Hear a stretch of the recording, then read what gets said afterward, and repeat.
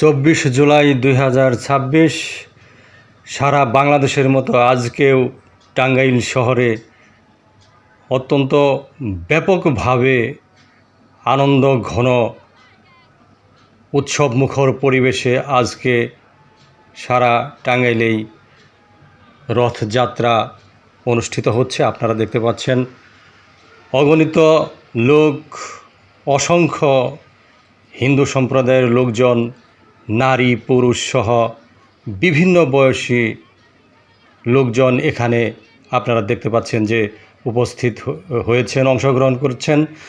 এই যে ভিডিওটি আপনারা এই মুহূর্তে দেখছেন, এখানে আমরা স্পষ্ট প্রমাণ পাচ্ছি যে আসলে বাংলাদেশে কত চমৎকারভাবে হিন্দু সমাজ শান্তিপূর্ণভাবে বসবাস করছে। এই মহোৎসবের মধ্য দিয়ে আমরা সেটি একটা প্রামাণ্যচিত্র, তার একটা প্রামাণ্যচিত্র এখানে পাচ্ছি। প্রিয় দর্শক মণ্ডলী, আসলে এই বাংলাদেশে হিন্দু, বৌদ্ধ, খ্রিস্টান, মুসলমান সকল জাতির লোকজন অত্যন্ত শান্তিপূর্ণ পরিবেশে যে বসবাস করে থাকে, এই মহোৎসবের মধ্য দিয়েই কিন্তু আমরা সেটি সুস্পষ্টভাবে উপলব্ধি করতে পারছি, অনুধাবন করতে পারছি। প্রিয় দর্শক মণ্ডলী, আসলে এই মহোৎসবটি, এই রথযাত্রার যে মহোৎসব, এই মহোৎসবটি মূলত একটি ঐতিহাসিক মাইলফলক হয়ে থাকবে। টাঙ্গাইলের এই রথযাত্রা মহোৎসবটি থেকে অবশ্যই পৃথিবীর সব জাতির একটা শিক্ষণীয় পাঠ হয়ে থাকবে। এই রথযাত্রা থেকে সারা বিশ্বের মানুষের একটা বোঝার, একটা উপলব্ধি করার উপাদান হয়ে থাকবে।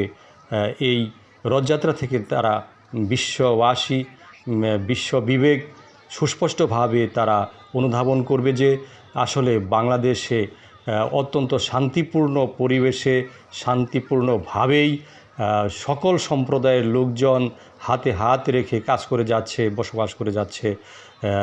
এই দেশে জাতিতে জাতিতে কোনো ভেদাভেদ নেই, প্রতিহিংসা নেই। প্রতিটি জাতি এখানে সব ধরনের অনুষ্ঠান শান্তিপূর্ণ পরিবেশে পালন করে থাকে, উদযাপন করে থাকে। এমনটি আমরা কিন্তু এই রথযাত্রা মহোৎসব, টাঙ্গাইল শহরের এই রথযাত্রা মহোৎসব থেকে অনুধাবন করতে পারছি। প্রিয় দর্শক মণ্ডলী, আজকে এই রথযাত্রাটি দেখা যাচ্ছে যে টাঙ্গাইল শহরের গুরুত্বপূর্ণ সড়ক প্রদক্ষিণ করছে। টাঙ্গাইল শহরের বিভিন্ন সড়ক প্রদক্ষিণ করার মধ্য দিয়ে এই রথযাত্রাটির সমাপন ঘটবে। আমরা এখানে দেখতে পাচ্ছি বিভিন্ন শ্রেণীর লোকজনও কিন্তু এখানে দেখা যাচ্ছে।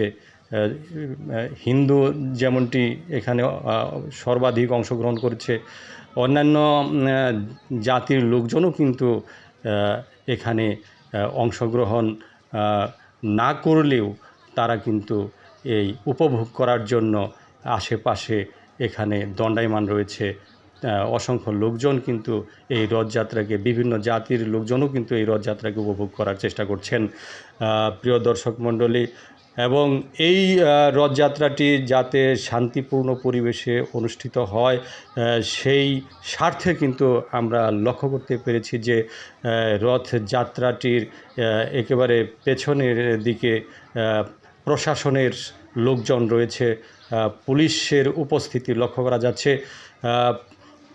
পুলিশের লোকজন যাতে মূলত এই রথযাত্রাটি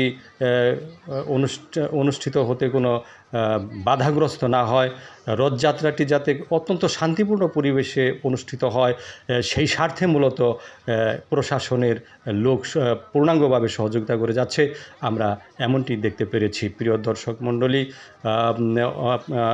আপনাদেরকে জানিয়ে রাখি যে আসলে আজকে এই টাঙ্গাইলে অনুষ্ঠিত যে রথযাত্রাটি আমরা আপনাদেরকে দেখালাম, এখানে স্পষ্টভাবে আমরা বলে রাখি, সেটি হচ্ছে যে এই রথযাত্রাটিতে এই রথযাত্রাটিতে মূলত যে এত বেশি সংখ্যক লোক উপস্থিত হয়েছে, আনুমানিক আমরা বলতে পারি যে ৩-৪ হাজারের মতো লোক এখানে উপস্থিত রয়েছে। এত বেশি সংখ্যক লোক আগে কোনো সময় দেখা যায়নি আমরা বলতে পারি। বিভিন্ন বিভিন্ন সরকারের আমল আমরা লক্ষ্য করেছি। সেই সব আগের যে সরকার ছিল, সেই সরকারের আমলে এরকম রথযাত্রা আমরা অনুষ্ঠিত হতে মূলত দেখিনি। এত বেশি লোক এখানে দেখা যাচ্ছে যে একটা অবাক করার মতো বিষয়। বাংলাদেশে যে আসলে হিন্দু সম্প্রদায় অত্যন্ত শান্তিপূর্ণ পরিবেশে